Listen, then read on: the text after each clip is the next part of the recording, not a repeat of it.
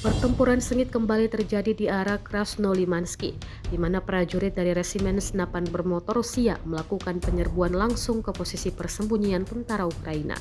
Dalam rekaman yang diunggah di Telegram, Sabtu 12 Juli 2025, tampak pasukan Rusia bergerak cepat dan agresif menuju parit pertahanan Ukraina.